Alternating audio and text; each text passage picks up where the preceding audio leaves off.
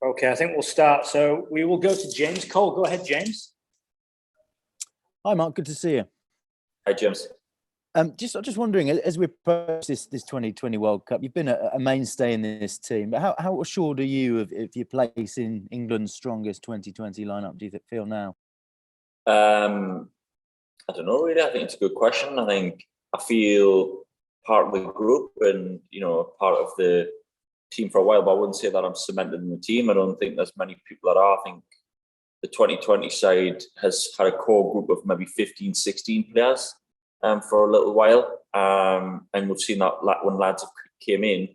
Throughout the summer was another great example of the one-day team that we've got incredible depth. So I wouldn't say that I feel 100% like established as in like a main player or anything, but it's nice that I've done well lately, and I hope I can continue. I mean, I had a bad tour of South Africa, which wasn't that long ago, so I've got to make sure that I keep up my performance. And does Tymal Mills' inclusion put a bit of extra pressure on as well? No, I don't feel like that. I don't say it that way. I think T's role is coming for Jofra, with Jofra being injured. So I played with Jofra and bowled alongside Jofra. So I don't feel like that's the case. We're all competing for places here because there's only a certain amount of seamers can play. But I don't feel like me and T are in direct competition. We're all part of a squad here that's trying to win the World Cup. So we'll all be desperately trying to do that. And just looking ahead to the Ashes after this World Cup, with no Jofra Archer, as you mentioned, your pace will be a huge commodity.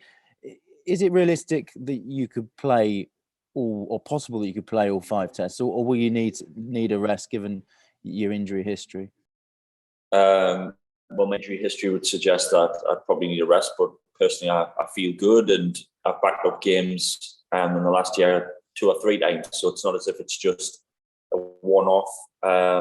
I'm feeling a physically better place in terms of being able to do that for longer periods, and dare to dream. Why couldn't I back up 5 games? So if I'm looked after well and I'm bowling well, then hopefully that can be the case. But as is the case with my sort of career the last sort of year, it's been a discussion with the coach and with the physios, how my body's feeling, if it's right to play. I mean, I want to be bowling 90 mile an hour and having that snap and that pace and that threat. And if that's not there, then maybe, I need to take a backward step and then come back again when I'm firing again. But throughout the summer, I felt a good place.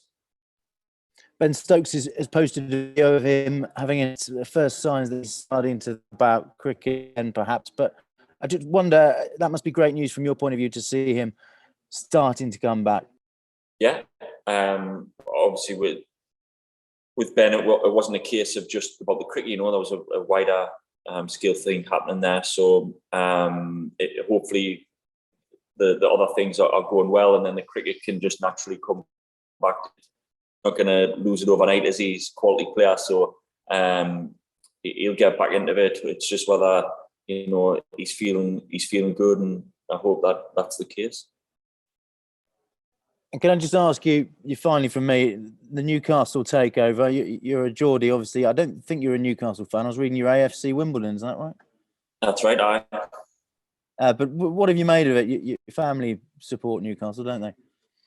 Yeah, my family are big fans. A lot of my friends as well. So they're delighted, obviously, with what's happened with Newcastle. I think it's given them a little bit of a lift and a bit of hope. So, I mean, my little son Harry's now 2. I'm going to have to get him in the academy or little kickers or something just to try and get him into that Newcastle side now, aren't I? So, be a big ask. They could be a superpower in European football for years, couldn't they? It could be huge for the city and the club. Yeah, I think it's great for the area. To have a team that they can support, be proud of. I think all the Northeast teams are well supported, so it'd be great to have one, hopefully a European superpower, and then the other ones to come back as well. Thanks, Mark. Yes, James. Okay, let's go to Simon Mann from the BBC. Thank you. Hi, good afternoon. Can you hear me? Just check you can hear me. Yep. Great. Okay. Excellent, Woody. Just on Ben, have you been in touch with him fairly recently, Mark? No, I haven't. I've sort of left him to it. I tried to cut at him a couple of times, but obviously he's been keeping his head down. So no, I haven't spoken to him lately, but it's great signs that he's hitting balls again. Whenever he's ready to chat, I'm always here. I'm always there for him. So if he wants to drop us a bell, then I would, of course, I would speak to him. I wonder what the talk is within the squad, especially those going to the Ashes. I mean, do you sort of still feel that, I mean, there's a possibility that he could play some part in the tour? Is that the talk among the players there? Not once has it been mentioned. Not once amongst any of the players has Stokesy been mentioned. The first thing that is the forefront of everyone's mind here is that they just want him to be all right. No one wants to even think past that. Just want him to be himself and feel right and happy and stuff like that. So not once has it crossed anyone's mind about the Ashes. The IPL final takes place this afternoon. I mean, Morgan is in it. You're captain for the T20 World Cup. I mean, will you be watching? Will the players be watching? I'm not sure. I'm sure there's a few who've watched whenever the English lads have been there. Been gathered around, watching on a phone or a laptop or an iPad, trying to watch some of the games and the highlights. I mean, obviously we wish both the English lads well in the game. We don't want to just, whoever comes out on top at least will have one winner, and they can hopefully bring that enthusiasm and luck with them to the England Cup. Yeah, I mean, Owen hasn't had the greatest time with the bat in this IPL. I mean, do you think that has any relevance as far as the T20 World Cup's concerned? Absolutely none. No, I don't think it has anything. I think he'd be absolutely fine. We know how good he is, and his form. He's won plenty of games for England when the heat is on. Morgie will be ready. What about the pitches? I mean, I'm sure as a quick bowler, you might have been just keeping an eye on the sort of surfaces the IPL has been played on. What have you made of it? I mean, I just wonder whether you might be concerned. Well, perhaps not so much from a bowling point of view. I mean, it's been hard work for the batters in the UAE. Yeah, as a bowler, I'm pretty happy about that. It obviously puts extra pressure on us to deliver, so we'll have to be up for the challenge. But I feel like we do keep an eye on the pitches there, and we've seen, especially like the likes of Sharjah, you might have to bowl different to Dubai, where you might have to bowl different. I mean, it's not just the wickets, it's the dimensions of the field. Sharjah is quite small, Abu Dhabi obviously wider. So it's good that we get a heads up. The thing that you'll have to do is adapt within the game anyway. So whatever the conditions may be, I mean, the lads have been talking about the dew factor becoming more and more this time of year. So we're just going to have to assess conditions while we're out there. But it seems like, we can pick up little bits and pieces, the lengths, the depth, all of us, things like that, what's worked well and what hasn't. You're just over a week away from your first match against West Indies. I mean, which teams do you see as the biggest threats? Oh, they're all good teams. I don't think there's any, sort of bad teams. And in World Cups, anybody could beat anybody in 2020, whatever. So they'll all be hard games. They'll all be big challenges. But if you want to win it, you've got to beat them all. So we'll be able to beat every team, and hopefully they fear England as well. We've got an awesome side with some top players, match winners throughout the team. So I hope they're worrying about us really. We've got to bring our A game, and we know every team's a good team and a tough ask. But if we're on one game, we think we can beat anybody. And what about the preparations? You've got about a week to go. What are you doing between now and then? So we're currently in Oman. We go to Dubai tomorrow. We've had a good build up here where a lot of the lads have been in the IPL, like a few days practice, scenario practices, practicing super overs, practicing single ball events. So batters needing a 6, batters needing 4, batters needing 2, batters needing 1, practice power play overs. So it's been a bit more specific, the training, rather than just nets and fielding. So it's been good. Here we're going to go to Dubai. We've got 2 practice games against India and New Zealand, and then we're into it. So the next few days will just be recover, probably in between the practice matches, get what gym and stuff done, and then get ready for the main games. And does it make any difference at all that Owen, your captain, is not with you, until a few days before the start of the competition? No, not one bit. I honestly feel like, when he's there, it'll be great. We've prepped well without him. He's the leader of the team. This isn't like he's just coming in for his first game. We've done plenty of series under him, plenty of matches when we've needed him and stuff. So it's not an issue for me. I'm looking forward to seeing him. Great. Thanks very much, Mark. All the best. Thank you. Okay, Dave Charlesworth, Dean Wilson, and then John Eswich. Thanks, Tony. Hi, Mark. Just picking up on what Simon was talking there about the pitches. Obviously, with the IPL, they've look fairly slow and low. But UAE is obviously renowned as maybe a bit of a spinner's paradise. But maybe with the express pace you have, do you feel like you could be a threat out there and in all conditions, really? Yeah, I still think I could contribute. I mean, it might not just be in the wickets column, but it could be, keeping it tight, helping lads at the other end, so that for example, if it is a spinner's track, it's my role, maybe, keep it down as much as I can, and then the spinners can attack from that end. So it'll be hard. These are top players in any conditions. If we're slightly off, so we've got to be on it. I feel like I've watched sort of Nokia from South Africa, and he's bowled really well quickly. So I don't see why, when I look at his role, if I can back that up and try and bowl like he has, then I'm sure I can have success. Mm-hmm.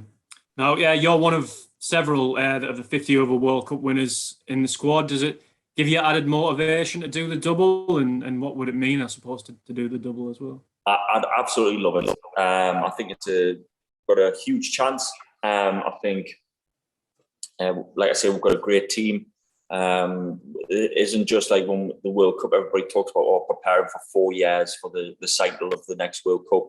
I still feel like we're sort of in that cycle. This is that's very similar players from the 50 over team to the 2020.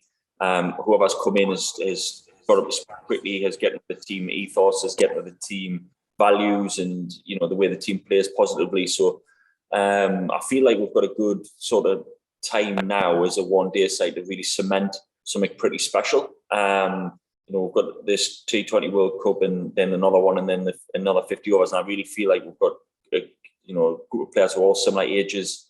We're all playing good cricket. We're still backing it up now. So hopefully in these world competitions we can take home another trophy, which would be unbelievable for the country. The 50 over competition had a brilliant effect, and we saw the videos and how much people are loving cricket and getting involved then. So wouldn't it be great to continue that with 2020 success? Lovely. And just lastly, you and Jofra had a bit of a friendly rivalry over the speed gun in 2019. Are you planning to get the same thing going with Tamal if you both play? I suppose we'll have to. Won't we? I mean, it worked for me and Jofra, so I suppose me and team might have to keep it going. He's looked sharp in the nets. To be fair, he's looked good. I haven't bowled with him yet. We've been in sort of like opposite nets, but to watch him, I certainly wouldn't want to face him. So he's looking the business at the minute. So hopefully he can bring some fire, and I'll have to up my game as well. Thanks for your time. All the best. Okay, let's go to Dean and then John. Yeah, hi, Mark. I just wondered, looking at the Ashes, obviously the squad announced earlier this week. The plan obviously was to get a lot of pace and hit the Aussies with a bit of fire. Yourself, Jofra, Ollie Stone, you're the last man standing. How are you viewing that responsibility now? Because you're pretty much the only point of difference that England have got compared to when they went out 4 years ago. I am like the last dragon on Game of Thrones, aren't I? It's something like that. Kind of, yeah. No, look, that would have been the plan, obviously, for Stoney and Jofra, and would hit them hard. Unfortunately, like, injuries happen, and I've had plenty myself, and it's hard, on those lads, because you want them to be there. But I think the main thing is if we can set the base with the bat, as Spoons has wanted what to do. He wants Chris Silverwood, wants what to do. Wants what to get the big runs. and then give us the best chance of getting 20 wickets. I feel if we get runs in Australia, then we've got a great chance of pulling them out with, you know, the likes of Broad and Anderson, and, you know, that they're high quality performers. So if we can, you know, put pressure on Australia with the bat like Spoons wants, good big first innings runs, then we can put pressure on them with the ball. And I'm not sure, I don't know whether you guys really paid any attention to perhaps the responses after the squad was announced, but I think it's fair to say it was reasonably muted.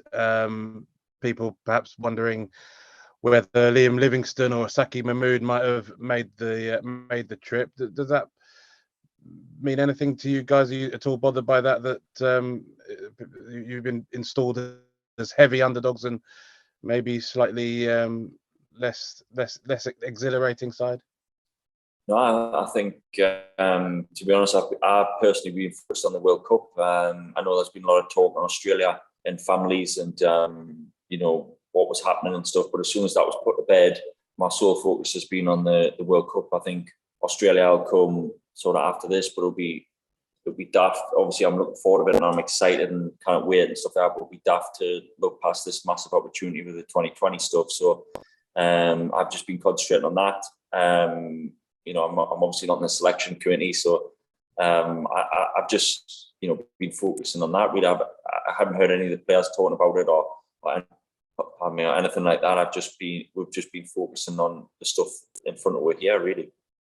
And just a last one for me: has it felt different at all compared to the kind of build up that you had for the home World Cup, the 50 over World Cup that you won?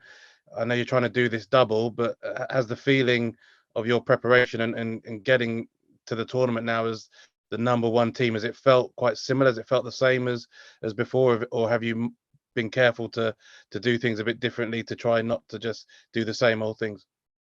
No, I think it's been different because of COVID, really. You know, we've been through 2 years of bubbles and things like that, so it hasn't felt like the normal prep. There's been lads obviously you know, prioritized in one format and not another and things like that, just because it would be too much for players to go through. So been a little bit maybe stop-start at your usual or 50 over prep, where we just sort of played it every time, every team, and kept the same sort of consistent 15 or 16 players. Or we've had to mix it up a little bit more this time around. But the conditions are very different. Obviously, that's another thing that's different. We're not playing in England. It's very different here in the UAE and Oman. So that'll be totally different. But I'm still confident in any conditions. I mean, we went across India and played well there and just missed out there. We've been in other conditions very different and won in those places. So we've got a good group of players who are used to playing in this part of the world. So I think we've got a great chance. Yeah, great. Cheers, mate. Thanks, Dino. Okay, John Etheridge, and then we'll finish with Andrew Miller. Go ahead, John. Mark, hi. I was going to ask you about Jamal Mills and the speed gun. I mean, it sounds like having another 90-mile-an-hour guy at the other end kind of gets your juices flowing a bit.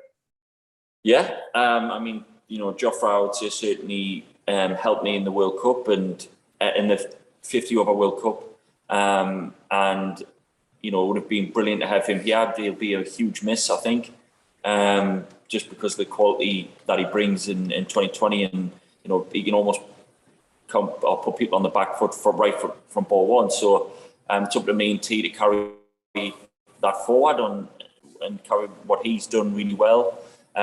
It's nice that sort of me and Jofra had played together and proved that, you know, you could have two fast men in the side, not just one. So hopefully me and T can maybe get a game or two together in the competition. He has looked really good in the nets, like I say.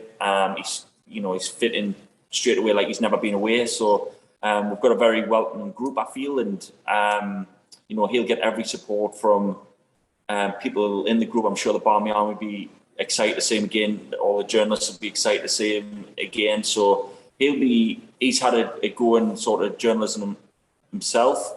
And you know, he's done really well in the 100 and the blast. So he'll know that, you know, he'll be desperate to do well and show everybody how he's been performing and what's been missed. So can I just double check as well that the whole squad is there now, apart from Owen? All the other guys have turned up. Yep. Moen Ali's with Chennai. Oh, Still yeah, playing against. He's in the final as well. But most of the squad are here now. Yeah. Thanks a lot. Okay, Andrew, last one, please. Hi, Mark. Yeah, just a quick one on just I suppose the difficulty within COVID. I mean, I'm looking at the record, your recent record. I think you played 2 T20s this summer and haven't played any overseas matches. I think it was the Tour of India. You obviously had a good run there, but that difficulty of hitting the ground running in a World Cup. Obviously, the 2019 World Cup, you guys had loads of opportunity to hone your match situations. How difficult is it going to be for you, in particular as a quick bowler, to make sure you get it right first time on what a very different pitches as well? How difficult? Obviously, you'd like to play more, but the schedule is just so demanding in COVID times and stuff where it's hard to, especially. I mean, I got COVID myself at one point, so I missed out to the squads then. So it's been, a bit stop-starty from a 2020 point of view, but, we've got practice matches. We've had a good chunk here where, I've had time at home, where I've practiced a little bit indoors.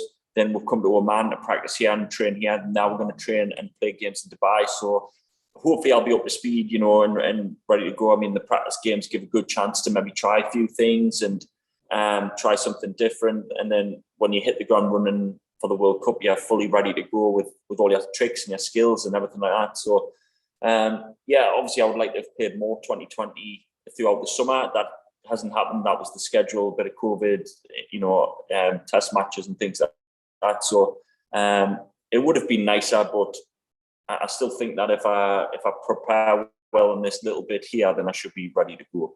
I mean, last time out in India, obviously that one really good run of matches you guys had. You had great success coming in first change and bowling properly rapid and really attacking the power play, wasn't it? So, I mean, do you foresee any takeaways from that, or do you think it's going to be very different conditions given the pitches? Well, I still think my role will be fairly similar. I think I'll be trying to attack and take wickets in the power play. Obviously, Jofra took the new ball. We've got 2 different new ball bowlers to what were in India. So Chris Wokes is obviously here and David Willey. So they might have a big role to play, obviously, with no Sam Curran and no Jofra. I don't know if Tamal Mills will take the new ball. I don't know until we see Mogi. Obviously, we'll not know. But I think we've got options there. So I still think my role will be to attack in the new ball and try and get wickets up front and maybe hopefully in the middle. So although the pitches may be different and we're probably going to be dictated by that and have to adapt and assess conditions, I still think that if I do play, that's how I'll be used and that's how I'll be trying to go about it, and trying to take wickets. I was in India, I did that well, but also that was a game where it didn't go well, which I got smacked in. So that's what can happen. I think if you get too far ahead of yourself, then you can, it can either knock your confidence or knock your. So I think trying to stay as level as we can throughout the competition. We'll all have good days and bad days. So it's just trying to make sure that we're in this bit prepared, and then there's no sort of stone unturned when it comes to the main stuff.